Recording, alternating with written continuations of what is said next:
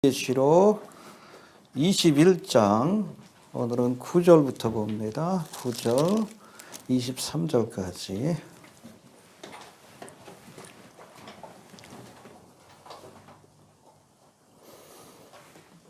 (21장) 9절부터 23절 교독합니다. 일곱 대접을 가지고 마지막 일곱 재앙을 담은 일곱 천사 중 하나가 나와서 내게 말하여 가로되 이리 오라. 내가 신부 곧 어린 양의 아내를 내게 보이리라 하고,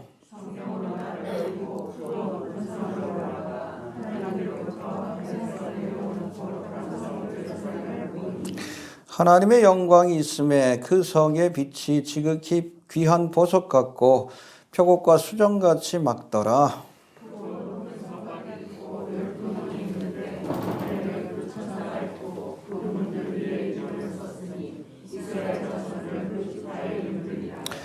동편의 세 문, 북편의 세 문, 남편의 세 문, 서편의 세 문이니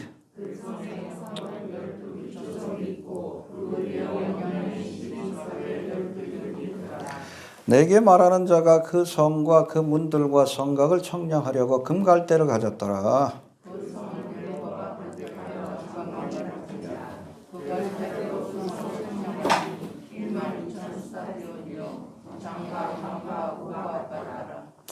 그 성곽을 청량하며 144규빗이니 사람의 청량과 천사의 청량이라.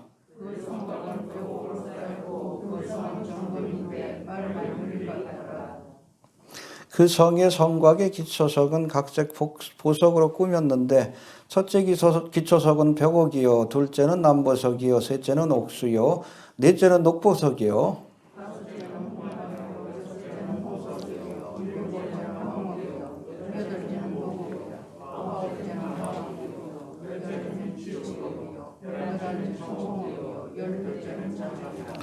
그 12문은 12진주니 문마다 한 진주여 성의 길은 맑은 유리 같은 정금이더라.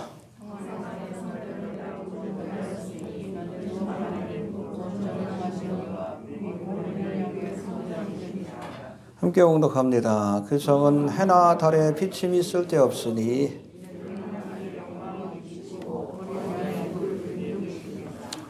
아멘. 예, 계시록 21장과 22장에는 믿음을 지킨 성도들이 얻게 될 궁극적인 하나님의 나라, 신천신지 새 예루살렘에 관한 말씀이 기록되어 있습니다. 여기까지 가야 합니다. 알겠습니까? 교회가 하나님의 나라를 예표하지만 예표하는 것뿐이고, 심지어는 여러분 천년왕국도 하나님의 나라를 예표하는 기간입니다. 이해가 되십니까? 궁극적인 하나님의 나라는 신천신지 새 예루살렘. 우리가 보는 처음 하늘과 처음 땅이 사라지고 이제 새 하늘과 새 땅이 펼쳐질 때에 하늘에 있던 새 예루살렘도 비로소 이 땅에 내려오게 될 것이다. 할렐루야. 거기까지 가야 합니다. 우리가 흔히 예수 믿고 천국 가십시오 할 때 궁극적인 천국이 바로 새 예루살렘이다. 그렇게 이해하시면 될 것 같습니다. 우리가 지난 시간에는 이 새 예루살렘에 참여할 수 있는 사람들과 그렇지 못한 사람들에 대해서 살펴봤는데, 먼저 줄이고 목마른 자가 생명수 강의 샘물을 마시리라. 할렐루야. 새 예루살렘에 생수의 강이 흘러나죠. 예. 아무튼 목마른 자가 그것을 먹을 수 있습니다. 누가 하나님의 나라를 유업을 얻는가? 사모하는 자가 얻는 거예요. 간절히 사모하는 자. 사슴이 시냇물을 찾기에 갈급함과 같이 줄인 영혼에게 하나님께서 주시는 겁니다. 여러분, 줄이고 목마름이 있어야 돼요. 하나님 나라에 대한 갈망이 있어야 돼요. 예수를 믿으면서도 하나님 나라에 대한 갈망이 없어. 이 땅에서 출세하고 그냥 잘 먹고 잘 살 생각만 하지. 하나님 나라에 대한 갈망이 있어야 합니다. 있으십니까? 네. 저도 은혜 받았을 때 얼마나 그 갈망이 강한지 죽고 싶더라고. 지금도 그래. 목숨에 대한 여러분 미련은 없어요. 병원 안 가요. 빨리 갔으면 좋겠어. 하나님께서 부르셨으면. 여러분, 갈망을 가져야 돼. 줄이고 목마른 자가 가는 거예요. 이해가 되십니까? 또 이기는 자. 이건 뭐 내가 이기는 게 아니에요. 주님께서 십자가에서 대속의 사역을 완성하시고 이기셨습니다. 예수 안에서 이기는 거예요. 그런 자에게 하나님께서 새 예루살렘을 유업으로 주시고 또 그런가 하면 마지막으로 새로운 피조물로 거듭난 사람들. 보라 그리스도 안에서 우리가 새로운 피조물이라. 이전 것은 지나갔으니 보라 새 것이 되었도다. 할렐루야. 예수를 믿으면 하나님께서 우리를 새로운 피조물로 창조하십니다. 이게 중생이에요. 리버스. 거듭나셨습니까? 새로운 피조물이 되어야 비로소 새 하늘과 새 땅과 새 예루살렘에 들어갈 수 있는 거예요. 새로운 피조물을 위해서 그렇게 예비한 곳이 바로 새 예루살렘인 것입니다. 거듭나시길 바랍니다. 예. 그런가 하면 이 새 예루살렘을 얻지 못할 자들에 대해서도 말씀하는데 첫 번째는 믿지 않는 자들. 믿어야 갈 수 있습니다. 예수, 천당, 불신, 지옥. 믿지 않으면 지옥 가는 거예요. 예수 믿으십시오. 예. 또 우상 숭배자들. 그렇죠? 하나님 섬긴다고 하면서도 하나님보다 세상을 더 사랑하고 재물을 더 사랑하고 그런 사람들은 하나님의 나라를 유혹을 얻을 수 없어요. 또 거짓말하는 자들, 특별히 사탄 마귀, 거짓 자비인 이 사탄 마귀를 쫓아서 이 교회 안에서도 거짓말하는 자들, 온갖 거짓말로 미혹하는 거짓 선생들 분별해야 돼. 10월 28일 날 예수님 오신 거짓 선생들이에요. 또 지난번에 누가 또 뭐 2021년에 뭐 7년도 환란이 시작된다? 그럴 수도 있지만 거짓말이에요. 날짜를 확정하는 건. 그날과 그 시는? 그렇지. 왜 거짓말해? 지옥 갑니다. 특별히 진리 대신 하나님의 말씀을 왜곡해서 거짓말하는 자들은 지옥의 뜨거운 안방으로 들어가게 돼 있어요. 속지 마시길 바랍니다. 워낙 또 미혹하는 자들이 많아요. 분별하십시오. 어제는 누가 또 무슨 이상한 그 댓글을 또 달았어. 왜 장례식 예배 드리면 안 되는 거 아니냐고 물어보는 것처럼. 그런 거 있죠. 미끼 던지는 거예요. 내가 댓글 달아주면 지가 하고 싶은 얘기 하려고. 그냥 놔뒀죠. 그랬더니 다른 분이 이렇게 달아주니까 또 이상한 소리 하기 시작하더라고. 사람이 죽으면 흙이 되는데 뱀이 흙을 먹게끔 하나님께서 저주하셨대. 사람이 죽으면 그 시체에 귀신이 들어간대. 그래서 이 강신이야 그래서 내가. 정신 차리라고. 그 뭐 링크를 해놨더라고. 어느 목사가 그렇게 설교하나 봐. 이게 참 강시요? 아이고 우습지도 않아가지고. 마지막 때가 될수록 미혹하는 자들이 많아. 거짓말하는 자들 많아요. 진리를 왜곡하는 자들. 지옥 갑니다. 분명히 얘기해. 이단은 여러분 99%가 맞아도 1%가 틀리면 이단이요. 하나님의 사역자가 사실은 무서워요. 저도 두려워. 말씀을 이렇게 전파하는 게 제가 몰라서 그렇게 실수할 수는 있어요. 저도 뭐 이번에 두 번째 요한계시 설교하지만 그때 몰랐던 걸 새롭게 알아가지고 또 이렇게 어떻게 좀 수정하고 또 보완하고 그래서 전합니다. 그건 의도된 게 아니잖아요. 나름대로 최선을 다했지만 그래도 내가 부족했던 부분들, 그런 부분들이 있을 수 있고, 그건 뭐 그때마다 새롭게 또 다시 전하면 되는 거지만. 그러나 의도를 가지고 거짓말하는 사람들이 있어. 성도들을 늑탈하려고. 지옥가, 거짓말하는 자들. 그리고 살인자들, 그렇죠? 우리 믿음의 사람들을 핍박하고 죽이는 자들. 그리고 또 요즘 또 낙태가 또 문제가 되잖아요, 그렇죠? 우리나라에도 1년에 한 수백만 명이 낙태로 희생된다 그러는데, 참, 그래. 그걸 그냥 피임의 수단으로 여기니까, 성적으로 너무 방탕해지니까 그래. 빨리 오셔야지. 그 뱃속에 있는 생명도 생명이에요. 그리스도인들은 낙태하지 말아야 돼. 예? 살인하지 말라 그랬잖아. 살인자들, 그렇죠? 낙태를 조성하는 자들, 그렇잖아요. 프로초이스 그러면서 뭐 말은 그렇듯해. 애들 죽일 권리를 달라고. 참 낙태법 통과시켜야 된다고. 아니 왜 보수 야당이라고 하는 그 국힘당에서 그 얘기를 해? 이게 미친 것들이지. 뭐가 보수요? 여러분 생명과 전통적인 가치관을 지키는 게 보수요. 저것들 보수 아니에요. 친일이지. 그래서 일본 우익과 우리나라 우익에 공통점이 있다 그러잖아요. 일본의 이익을 지킨다. 원래 우익은 나라의 이익을 앞세우는 사람들이에요.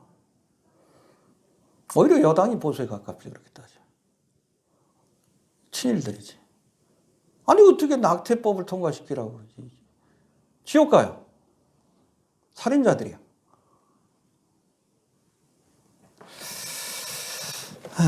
그런가 하면 두려워하는 자들, 그렇죠? 이건 상실에 대한 두려움과 그 핍박에 대한 두려움 두 가지예요.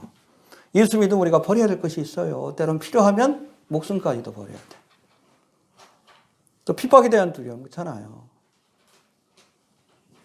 십자가의 길이니까 우리도 십자가의 고난을 각오해야 합니다. 그렇지 않으면 하나님의 나라를 유혹으로 얻을 수 없어요. 이해가 되십니까? 예. 이제 오늘 살펴볼 우리가 읽어본 이 본문은 구속받은 성도들이 가게 될 거룩한 성 새 예루살렘의 구체적인 모습, 무슨 재료로 만들어졌고 그리고 어떤 모양을 갖고 있는지 거기에 대한 말씀이 나오는데 아무튼 이걸 요번 주하고 또 다음 주에 걸쳐서 살펴보면서 신앙적으로 생각해 봅니다. 먼저 우리 9절 한번 봅시다. 시작.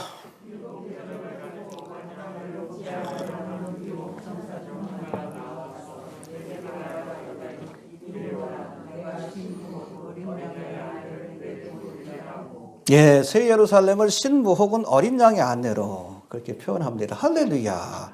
하나님의 나라는 어린 양의 신부로. 그렇죠? 그리고 세상 나라는 뭐로 표현합니까? 17장에 보니까 음녀로 표현해요. 음녀 바벨론. 그렇죠? 18장에는 큰 성 바벨론. 그건 뭐 뒤에서 살펴볼 테고. 여러분, 음녀라는 것이 헬라어로 포르네스라고 돼 있는데 이건 원래는 남편이 있어요. 그런데 남편을 떠나서 온갖 음행을 저지르고 간음을 행하는 자들. 요즘 손녀가 죽었는데 알고 보니까 지 딸이고 뭐 아무튼 막장 드라마 돼? 도대체 뭔 줄 모르겠어. 남편이 있는데 애인 자식도 아니래, 유전자 보니까. 그럼 누구 자식이요? 아, 막장 드라마야. 그게 음녀예요, 음녀. 남편이 있는데, 이게 호세의 아내 고멜이 그랬잖아.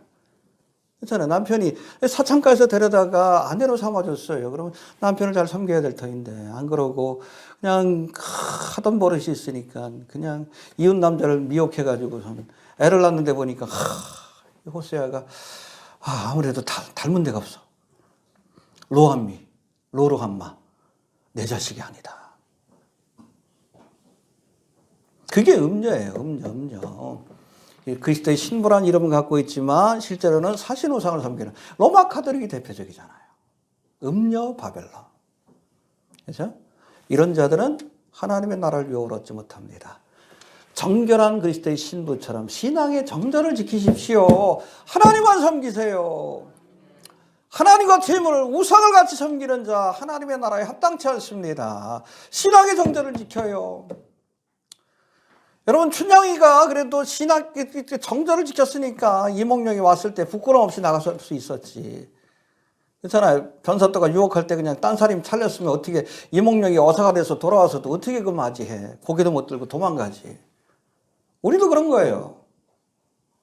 끝까지 신앙의 정절을 지키십시오. 주님 오실 날이 가깝습니다. 주님만 사랑하세요. 세상을 사랑하지 마시고. 그래야 여러분 정결한 그리스도의 신부와 같은 새 예루살렘을 유업을 얻을 수 있는 거예요. 내가 거룩한 신부가 되어야 거룩한 성 새 예루살렘 이 성을 얻을 수 있는 거예요. 그런가 하면 그쵸? 아무튼 신부로 묘사하고 두 번째 10절 한번 봅시다. 10절 시작.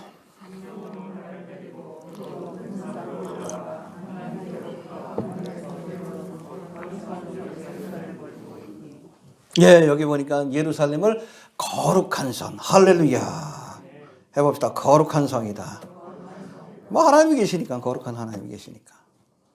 또 거룩한 자가 들어가는 겁니다. 알겠습니까? 이에 반해서 여러분 세상 나라를 상징하는 큰 성 바벨론은 더러운 성이에요. 더러운 성. 18장 2절 한번 봅시다.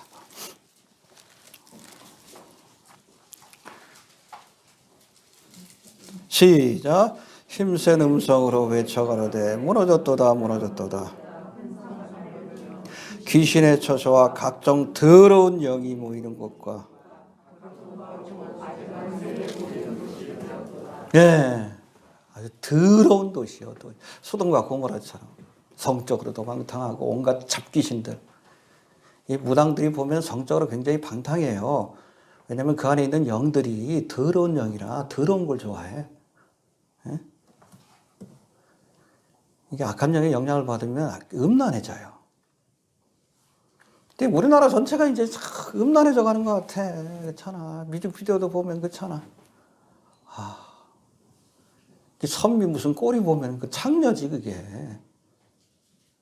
더럽잖아요.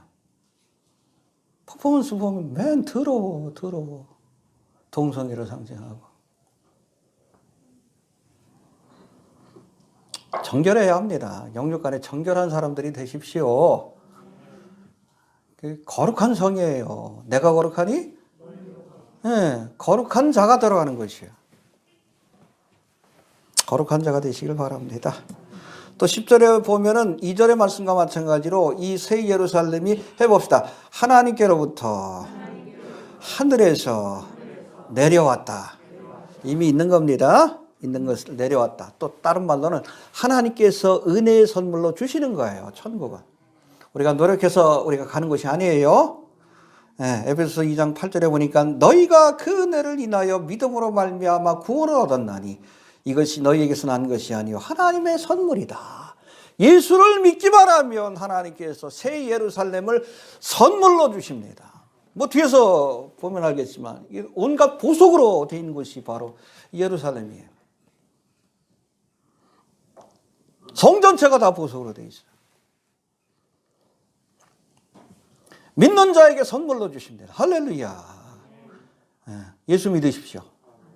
그럴 때 새 예루살렘을 유업으로 하나님께서 주실 줄로 그렇게 믿습니다. 예. 이제는 새 예루살렘의 구체적인 모습들 한번 살펴볼 터인데 11절 한번 봅시다. 시작.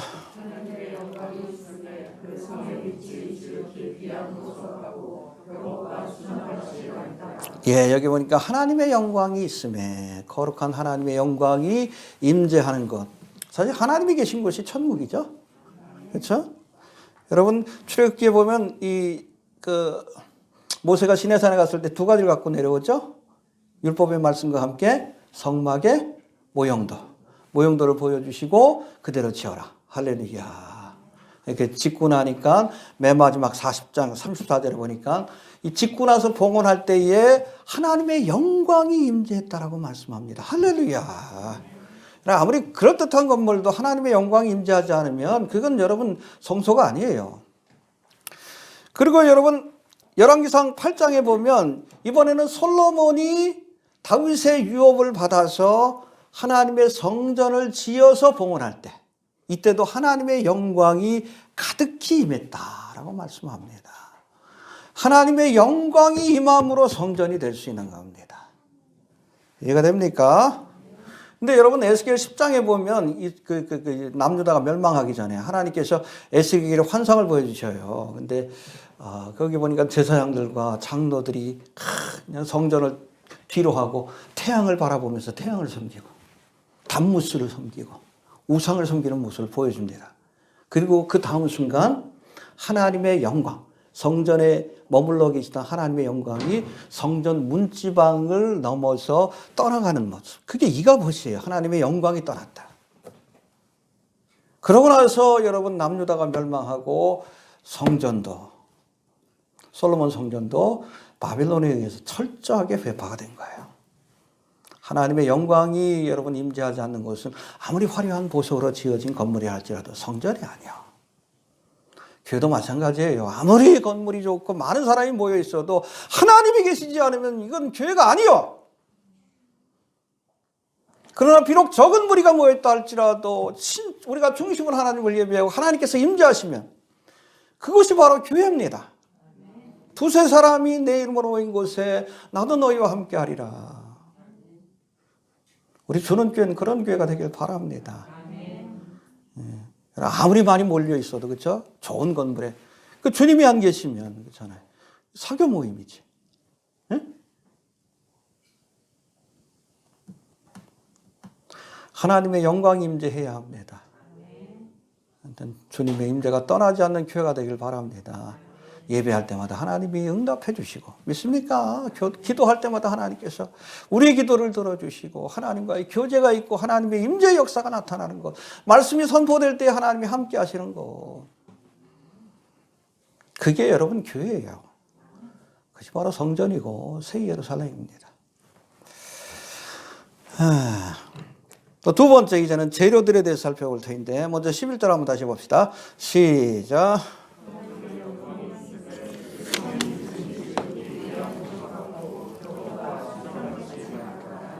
이거 여러분 비유적으로 해석하면 안 됩니다. 실제로 보석으로 꾸며진 것이 바로 새 예루살렘이에요. 알겠습니까? 근데 여기 보니까 해봅시다. 벽옥과 수정같이 막더라. 예루살렘 성의 주된 재료가 바로 수정과 같이 맑은 벽옥입니다. 해봅시다. 수정같이 맑은 벽옥. 흥미로운 것은 원래 이 벽옥, 제스퍼라고 해서, 옥은 원래 불투명해요. 옥 갖고 계신 분 계시죠? 우리나라 옥이 유명한데 불투명합니다. 통과가 안 돼. 근데 여기 보니까 수정같이 맑은 벽옥이라고 되어 있어요. 옥인데 빛이 수정처럼 이렇게 통과를 해. 그래서 이게 우리가 알고 있는 벽옥이 아니다라고 얘기를 합니다. 그래서 많은 학자들은 이것이 수정과 같이 맑은 벽옥이 다이아몬드일 것으로 그렇게 해석을 합니다. 그 당시에는 이 벽옥과 다이아몬드를 잘 구분을 못한 거야. 근데 이 다이아몬드 같은 경우에 수정과 같이 맑은 벽옥이다. 그렇게 구분을 했다는 거예요. 이게 사실이면 여러분 예루살렘 성 전체가 다이아몬드로 되어 있는 거예요. 상상이 가십니까? 성 전체가 다이아몬드로 되어 있는 거예요. 할렐루야. 여러분 알다시피 이 다이아몬드는 모든 보석 가운데 굴절률이 가장 높아요. 그래서 빛을 비추면 가장 영롱하게 빛나는 보석이 다이아몬드입니다. 근데 왜 여러분 새 예루살렘을 다이아몬드로 만드셨을까? 그 안에 뭐가 있어요? 하나님의 영광의 빛이 있어요. 그 빛을 이 큐빗 모양으로 된 새 예루살렘이 사방으로 밝게 비추는 거예요. 할렐루야. 그렇죠? 깜깜한데 여러분 이 다이아몬드를 이렇게 큐빅처럼 만들어가지고 그 안에 밝은 불을 이렇게 탁 켜봐 쫙 빛이 비추잖아. 예루살렘의 모습이 그거예요. 우리 거예요. 맞습니까? 그런가 하면 12개의 보석으로 되어 있다고 말씀하는데 우리 19절 20절에 나와 있습니다. 봅시다. 시작. 두 번째 재료 시작.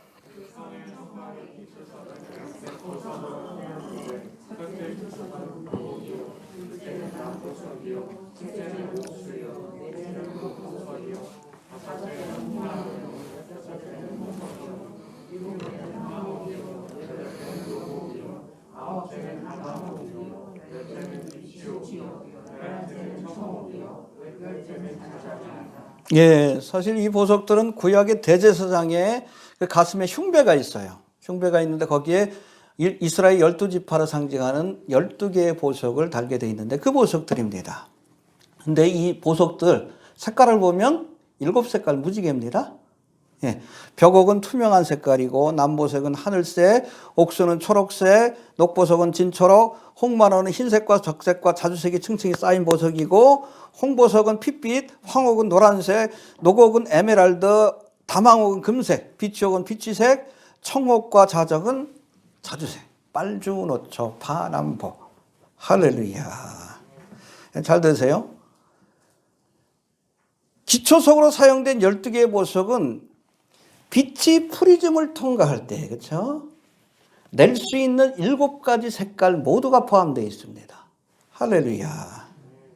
여러분 수정과 같이 맑은 벽옥, 이 다이아몬드로 된 성벽이 하나님의 영광의 빛을 화려하게 빛나게 하는 역할을 한다면 기초로 깔린 12개의 보석, 이 보석은 하나님의 영광의 빛을 아름답게 보여주는 역할을 하는 거예요.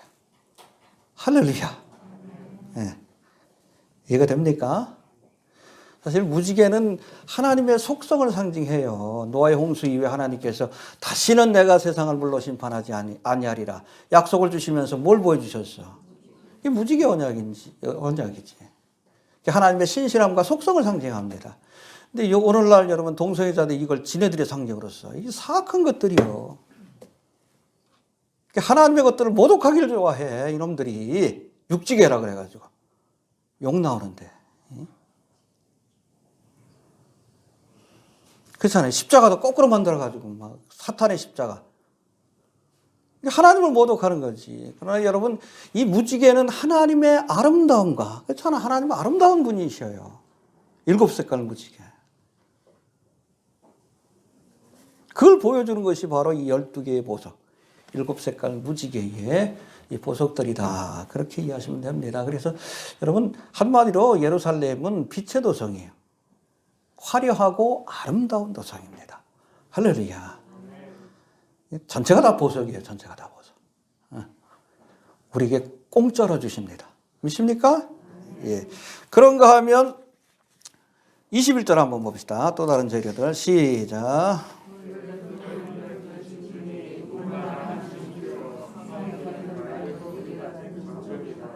예, 보니까 문은 뭐로 만들어졌어요? 진주. 하나의 진주입니다. 얼마나 엄청나게 클까? 그렇죠? 12개의 문이 있는데 동서남북 3개씩. 근데 여러분 이 진주는 모든 보석들 가운데 유일하게 조개라고 하는 생명체에서 만들어진 그런 보석이 진주예요. 다른 것들은 뭐 광물질인데 이건 조개라는 생명체에서. 조개가 진주가 만들어지는 과정을 알잖아요. 일부러 거기다가 그렇죠? 모래알 같은 것들을 심어 넣는 거예요. 그럼 이 조개가 힘드니까 조개살이 얼마나 또 연약해. 쓸리니까 쓸리지 않으려고 거기에 그냥 진주층을 계속 덮고 그래가지고 만들어내는 보석이 진주입니다. 그러니까 이 조개가 괴롭힘을 많이 당할수록 더 크고 좋은 진주가 만들어져요. 왜 진주로 문을 만들었을까? 여러분 이 땅에서 믿음을 지키다 보면은 여러 가지 어렵고 힘든 일들이 많아요. 그 고통과 어려움을 인내한 자가 비로소 이 진주문을 통과해서 하나님의 나라에 들어갈 수 있다는 겁니다. 이해가 됩니까? 그런 얘기도 있잖아요. 눈물의 렌즈를 끼지 않으면 하나님의 나라를 볼 수 없다. 여러분 믿음의 길이 쉬운 게 아니에요. 제가 늘 얘기합니다. 세상 사는 것도 힘들어요. 쉬워요? 근데 거기다 플러스 알파 믿음 생활까지 해야 돼. 네? 그래서 여러분 우리 믿음의 길은 십자가의 길이고 고난의 길이요. 자꾸 쉽다고 생각하는데 아니요. 예수 믿으면 만사형통. 어디 성경에 그런 게 있어? 십자가의 길이라고 말하지. 그러나 그 인내를 마치 여러분 조개를 그 진주를 품은 조개처럼 그 고통을 인내해야 비로소 이 진주문을 통과해서 새 예루살렘에 들어갈 수 있는 겁니다. 이해되시죠? 예. 그런가 하면 바닥은 뭐로 되어 있어요? 정금으로 되어 있다라고 말합니다. 해봅시다. 정금으로 되어 있다. 예, 길바닥이 정금이요. 할렐루야. 예, 그래서 뭐 지난주에도 말씀드렸지만 어떤 분이 그냥 이제 임종이 가까우니까 큰 부자인데 재산을 다 정리해가지고 금괴를 이렇게 탁 만들어갖고 천국에 갔더니 천사들이 뭐라 그래? 왜 보도블럭 갖고 다니냐 그러더래. 길바닥에 깔린 게 정금이니까. 여러분 새 예루살렘에서는 보십시오. 성곽이 다이아몬드고 기초석이 12개의 보석이고 길바닥이 정금이에요.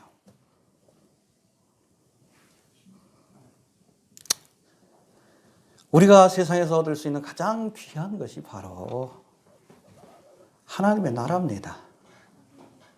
그러니까 우리가 천국이라는 부활을 얻기 위해 우리의 모든 것들을 다 포기해도 아깝지 않아. 수지 맞는 장사요. 근데 어떤 사람은 여러분 세상의 물질을 얻겠다고 믿음을 팔아먹는 사람이 있어. 대표적으로 누구요? 가룟 유다지. 가룟 유다를 예수를 얼마에 팔았어? 은삼십에. 금덩어리도 아니요. 그때 예수 안 팔았으면 지금 천국에서 정금으로 된 길을 걸을 텐데. 금이나 다이아몬드에 팔았다 그러면 조금 좀 이해가 되겠어. 여러분, 천국에는 은이 없어요. 왜? 너무 하찮으니까 은을 안 쓰는 거예요.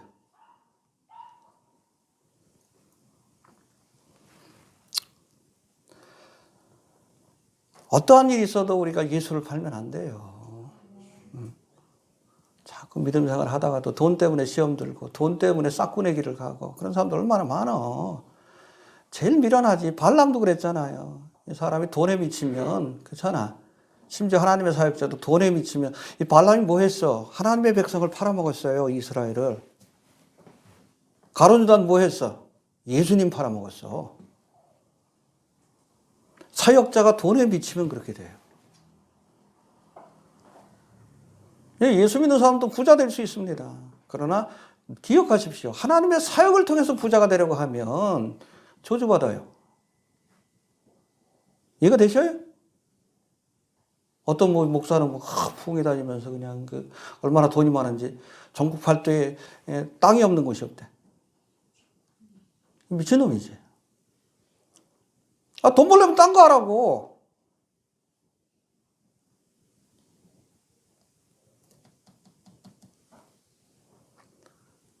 사역자가 돈에 미치면 예수를 팔아먹고 하나님의 백성도 팔아먹고 발람처럼 다 가룟유다처럼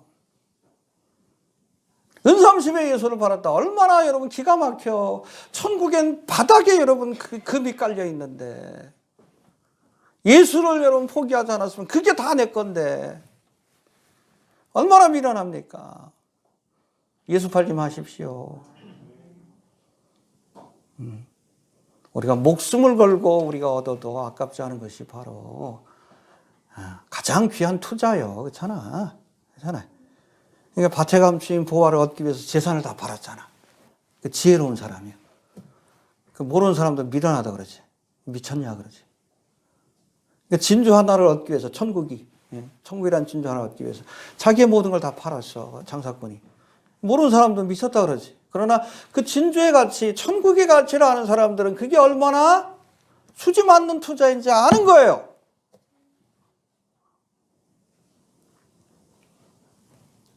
전체가 다 보석이요. 세상에 줄 수 없는. 온천을 얻어도 여러분 하나님의 나라, 우리 생명을 얻지 못하면 헛된 겁니다. 그러나 모든 걸 다 잃어도 여러분 믿음만 잃지 않으면 돼요. 그 믿음을 가지면 가는 곳이 천국이니까. 다 우리 거예요. 믿습니까? 얼마나 귀합니까? 자, 세 번째 조감도입니다. 전체적인 설계도를 한번 살펴봅니다. 지금까지 재질을 살펴봤는데 먼저 우리 12절 한번 봅시다. 12절 시작.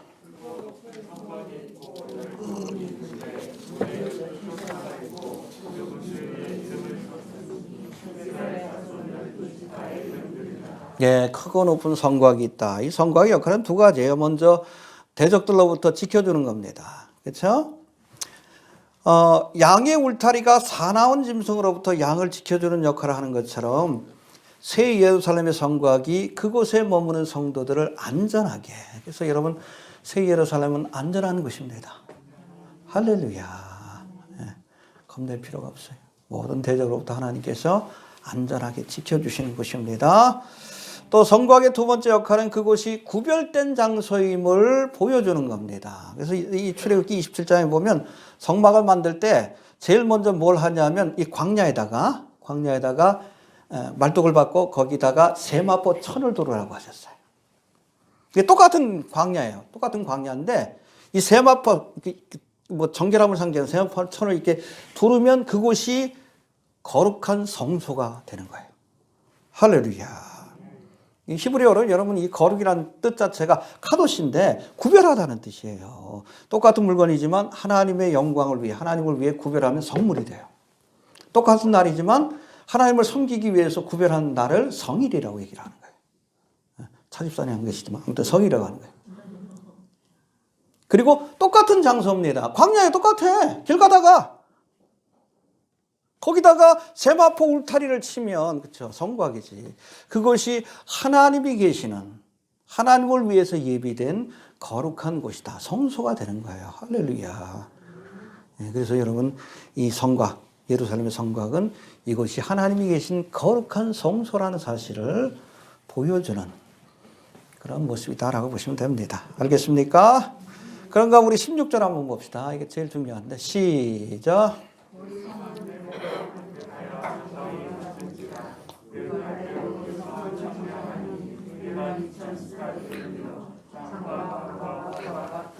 예, 장과 고가 같더라.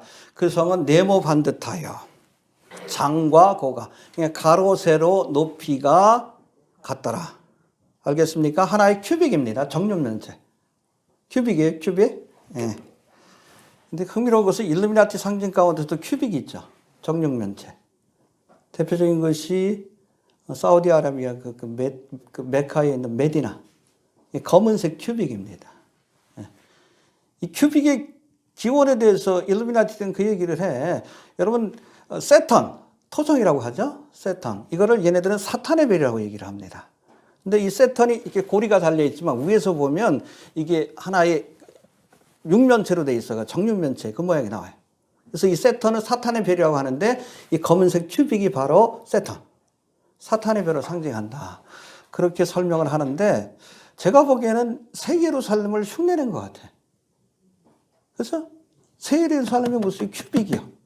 그걸 흉내낸 것이 이게 검은색 정육면체가 아닌가 그런 생각도 좀 듭니다. 여하튼 이 새 예루살렘이 큐빅 모양으로 되어 있습니다. 이렇게 우리가 이게 지표면에 있는 게 아니에요. 그게 가능한 게 뭐냐면 우리가 이때는 이미 부활의 몸을 갖고 있기 때문에 우리의 활동 영역이 2차원에 머무는 게 아니에요. 3차원. 벌처럼. 알겠습니까? 아마 이 큐빅으로 된 새 예루살렘 성에 우리가 거주하는 것은 마치 마철루처럼 그런 고층 빌딩과 같은 그런 거주의 공간이 있을 거로 생각이 됩니다. 엘리베이터는 없을 것 같아요. 제가 보기엔. 왜냐하면 부활의 몸을 갖고 있으면 언제든지 순간적인 이동이 가능하기 때문에 그래요. 이해되시죠? 그런 모습이다 라고 보시면 되는데 여기 성 전체의 규모가 해봅시다. 12,000 스타디온이요. 장과 광과 고가 같더라. 그러니까 장도, 가로도 12,000, 세로도 12,000, 높이도 12,000 스타디온. 스타디온이 그 당시 로마 시대 당시의 거리의 단위예요. 그래서 이 12,000 스타디온을 지금의 거리로 환산을 하면 1,500마일 정도 되고 킬로미터로 환산하면 2,200km 정도 된대요. 그러니까 가로가 2,200, 세로가 2,200, 높이도 2,200. 알겠습니까? 근데 이것을 부피로 따지면 약 100억 입방킬로미터가 된다고 합니다. 100억. 알겠습니까? 100억 입방킬로미터라는 것은 가로 1km, 세로 1km, 높이 1km인 그렇죠? 큐빅. 이것이 100억 개가 있는 것이에요. 공간이 커요, 작아요? 엄청 커요. 넓이로 따지면 텍사스주 정도 된다고 합니다. 높이까지 그렇게 있으니까. 과연 이곳이 구속받은 성도들이 머물기에 충분한 공간인가? 어떤 분이 계산을 해봤어요. 그래서 우리가 아담부터 지금까지 인류가 한 500억 정도가 살아왔다라고 얘기를 합니다. 지금 한 70, 80억 정도 되지만 인구가 점차 증가한 거고 전체 살아왔던 인구는 한 500억 정도 될 것이다. 그리고 이제 천년왕국이 시작되게 되면 그때는 뭐 죽는 사람이 거의 없으니까 그때도 한 500억 정도가 그렇게 이 땅에서 살아간다면 인류 전체 천년왕국까지 포함해가지고 한 1,000억 정도가 살지 않을까.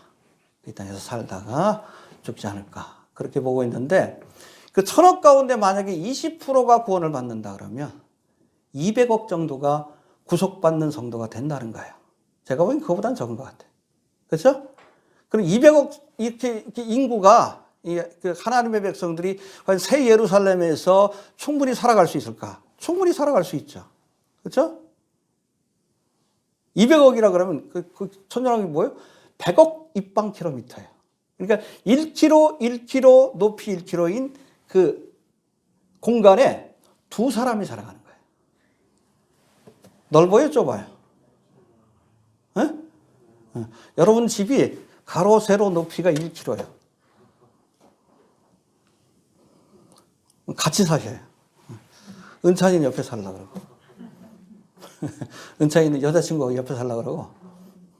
그러면 돼요. 충분한 공간이다. 그렇게 우리가 이해할 수 있다는 겁니다. 예수님도 그랬잖아요. 내가 집을 예비하러 간다. 그러면서 내 아버지 집에 거할 곳이 많도다. 할렐루야. 좁을까 걱정하지 마십시오. 요즘 뭐 그렇게 큰 집에 사는 사람이 있나요? 응? 1km.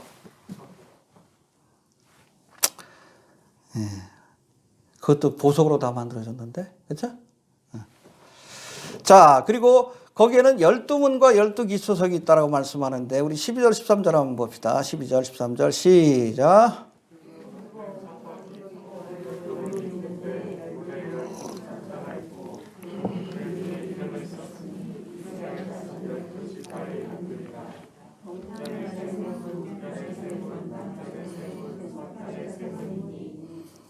예, 정사각형 모양을 가진 성곽에 동서남북에 3개씩 총 12개의 문이 있는데 이 문은 뭐로 되어 있어요? 하나의 진주로 되어 있습니다. 근데 거기에 천사들이 있어. 자격 없는 사람 못 들어가게 하는 거예요. 이거 되십니까? 예, 천사가 있는데 거기에 이스라엘 12지파의 이름이 기록되어 있습니다. 할렐루야. 여러분, 예루살렘 성에 들어가려면 문을 통과해야 합니다. 예수님도 스스로를 양의 문이라고 소개하셨는데, 근데 여기에 12지파 이름이 적혀 있는 것은 예수님이 이스라엘 다윗 지파 가운데 태어나셨고 또 이스라엘 12지파를 통해서 구원의 역사가 시작되었다는 것을 보여주는 거예요. 이해되십니까? 알겠습니까? 예, 그런가 하면 12개의 기초석이 있는데 그 기초석에는 12사도의 이름이 적혀 있었다고 했어요. 봅시다.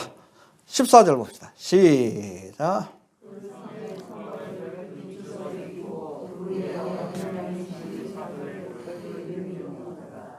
예, 12사도의 이름이. 그래서 해봅시다. 문지파, 기사도.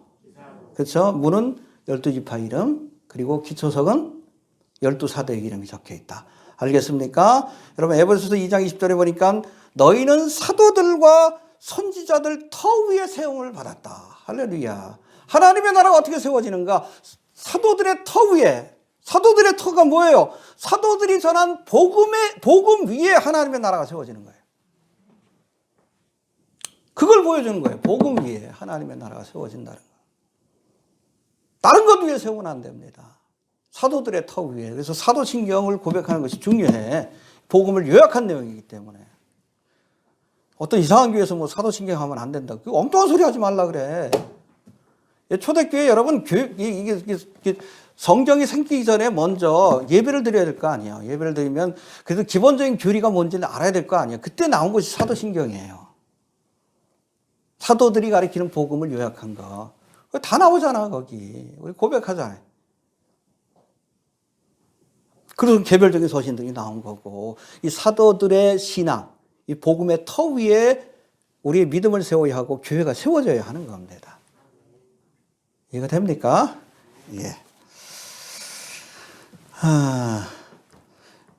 또 여러분, 이스라엘을 상징하는 12지파의 이름이 적힌 문과 교회를 상징하는 12사도의 이름이 적힌 기초는 거룩한 성 새 예루살렘이 언약의 두 기둥인 이스라엘과 교회에 주신 두 언약에 기초해서 세워졌다는 것을 우리에게 보여줍니다. 할렐루야.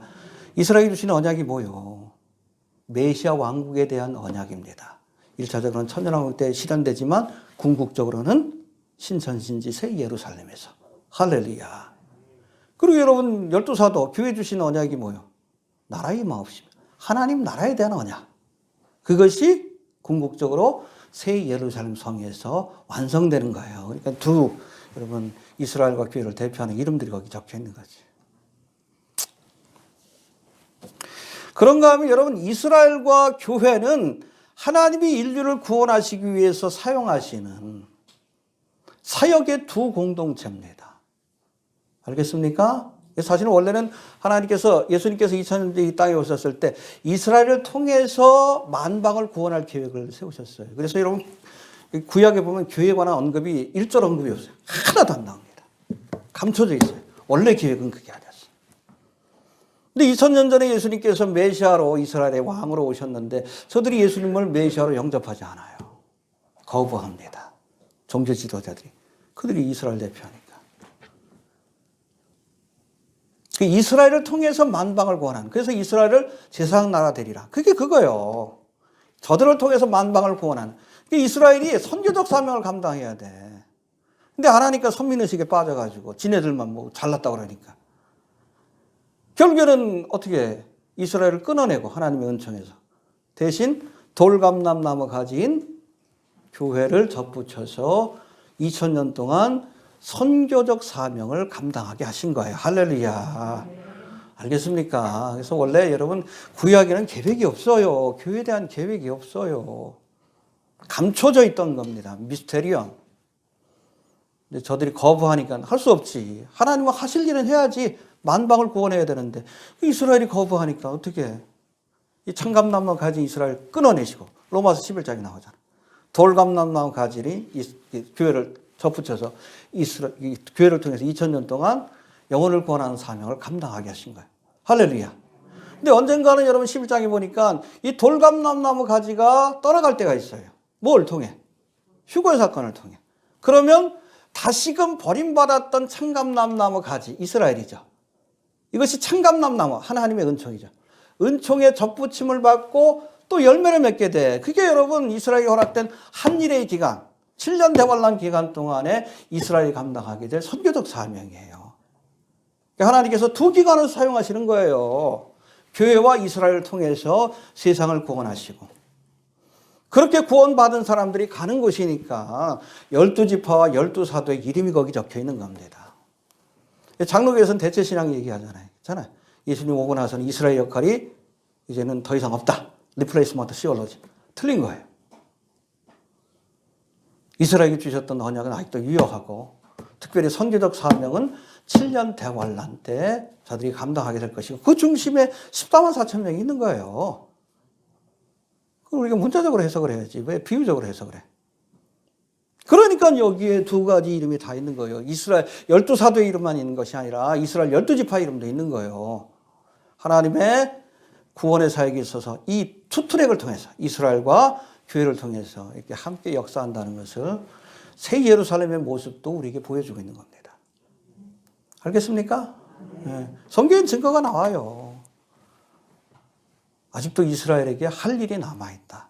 그러니까 1900년 만에 다시금 이스라엘 나라를 다시금 하나님께서 이렇게 세우는 것 아니에요. 구약의 예언을 성취해야 되니까. 그렇지 않으면 하나님 거짓말하는 자가 되지. 이해가 되십니까? 예.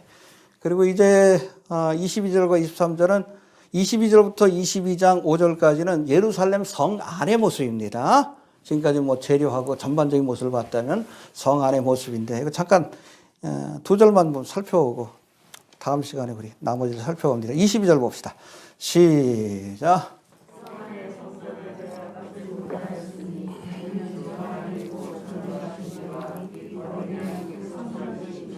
예, 여러분 예루살렘 성에는 성전이 없습니다. 왜? 하나님이 성전이시기 때문에. 또 뭐 뒤에도 설명하겠지만 예루살렘 성 전체가 하나님이 계시는 성전이에요. 따로 이 성전이 필요 없는 겁니다. 알겠습니까? 원래 여러분 에덴 동산에 성전이 있었어요, 없었어요? 없었어요. 여러분 성전에 있어서 가장 중요한 성물이 뭡니까? 맨 처음 물을 통과했을 때 보이는 것. 번제단이에요. 이 번제단을 통해서 속죄의 은혜를 얻어야, 대속의 은혜를 얻어야 그 피를 가지고 성소와 지성소로 들어가서 하나님을 만나는 거예요.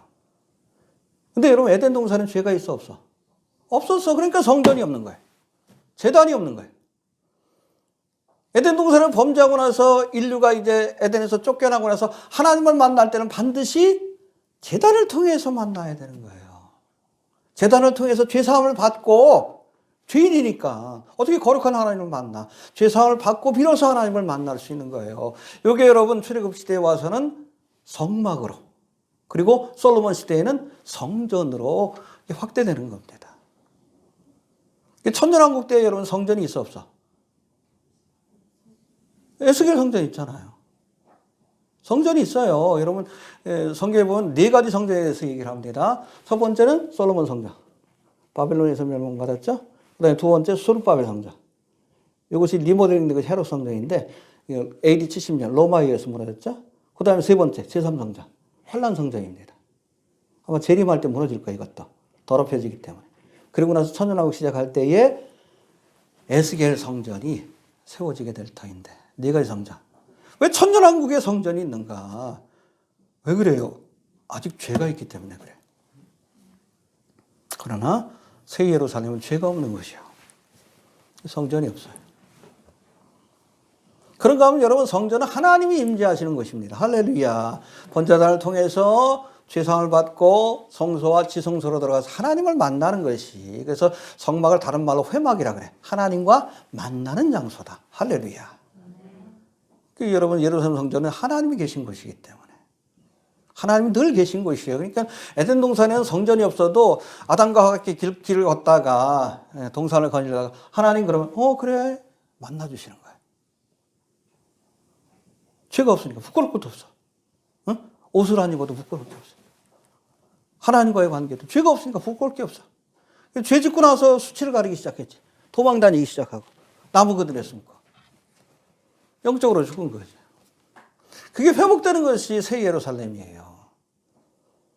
그러니까 새 예루살렘 전체가 다 에덴 동산이라고 보시면 돼요. 그래서 어디든 가서 하나님 앞에 하나님 그럼 하나님 만나주시고 예수님 그럼 예수님 만나주시고 따로 성전이 필요 없는 거예요. 그거 자체가 성전이에요. 이해가 되십니까? 예, 그 다음에 마지막으로 23절 봅시다. 23절 시작.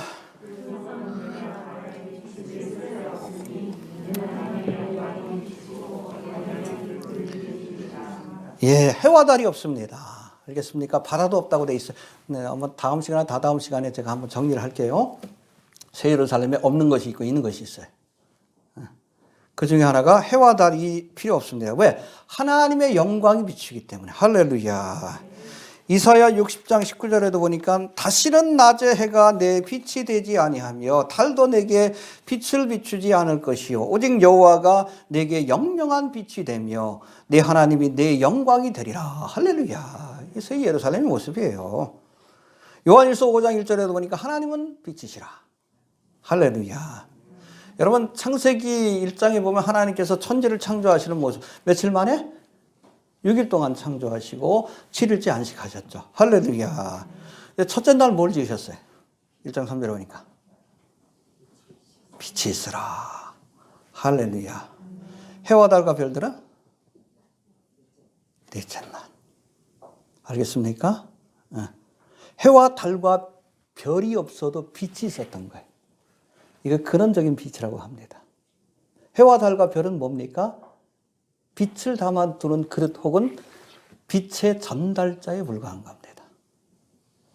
근데 어리석은 인생들이 타락하고 나서는 빛의 근원인 하나님을 섬기는 것이 아니라 뭘 섬겨? 해와 달과 별들을 섬겨. 어리석지. 그래서 그냥 아예 없애버리신 것 같기도 해, 하나님이. 이 바벨론 종교에 그렇잖아요. 바벨탑을 건설한 이므롯은 죽어가도 뭐가 됐다고?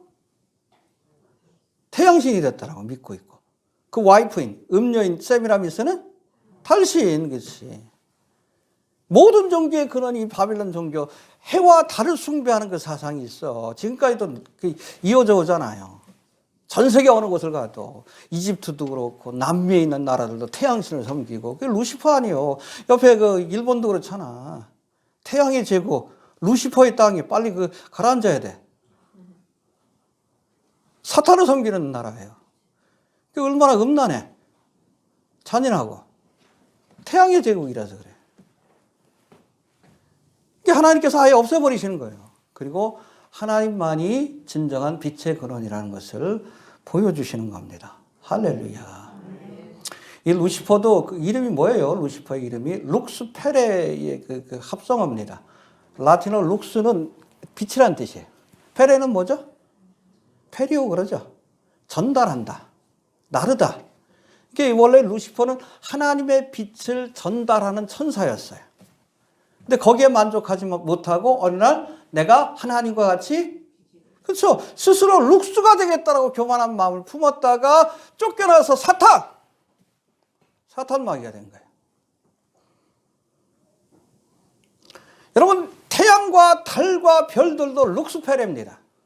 루시퍼예요. 피조물에 불과한 겁니다. 하나님의 은총을 나르는 도구에 불과해요. 그걸 섬기면 안 돼.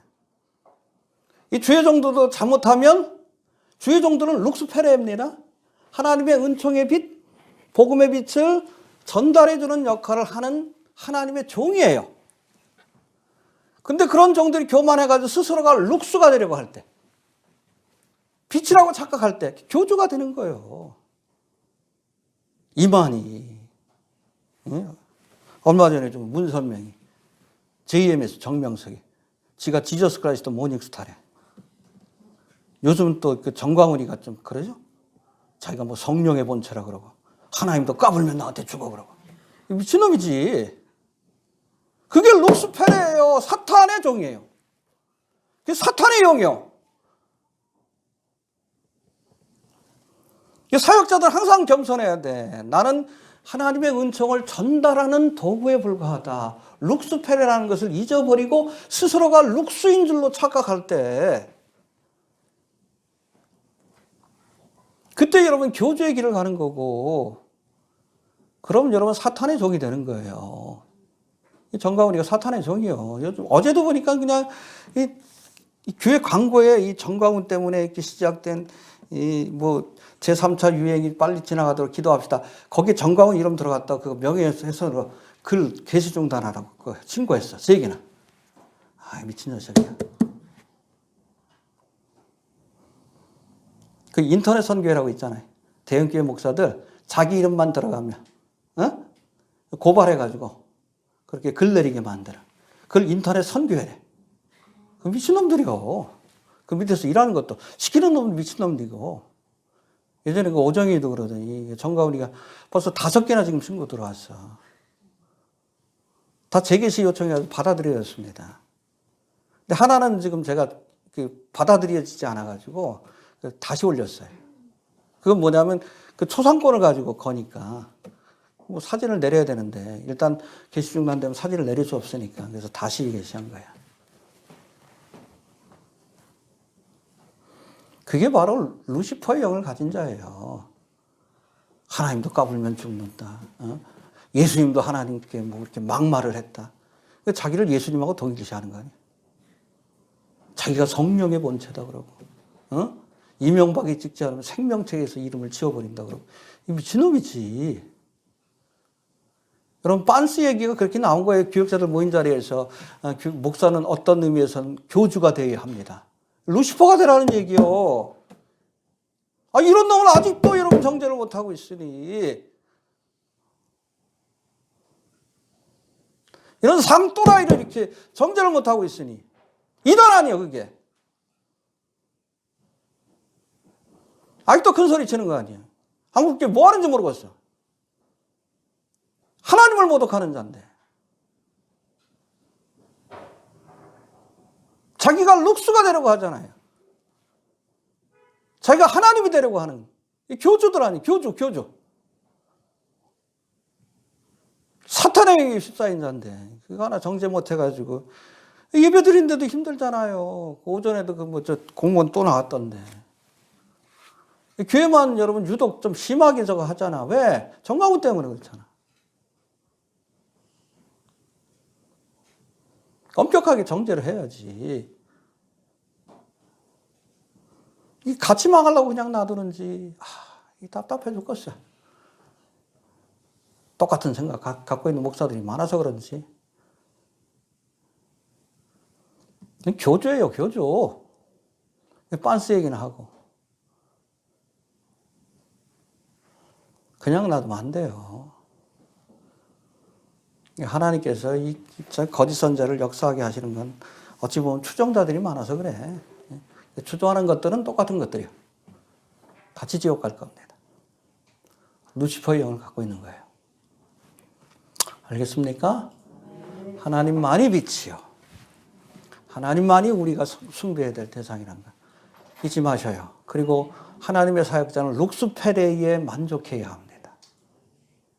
내가 그 자리에 서면 죽습니다. 하나님 죽이십니다. 지옥 가요. 항상 겸손해야 돼. 이해가 되십니까? 예, 정리합니다. 새 예루살렘 성은 빛 대신 하나님의 영광이 가득 차고 또 그것을 더욱 밝고 아름답게 비추어주는 각종 보석들이 가득한 것입니다. 할렐루야. 또 예루살렘은 정금이 길바닥에 깔려 있고, 여러분 돈 때문에 예수 팔지 마십시오. 거기는 금이 길바닥에 깔려 있어. 우리가 믿음 지키면 다 내 겁니다.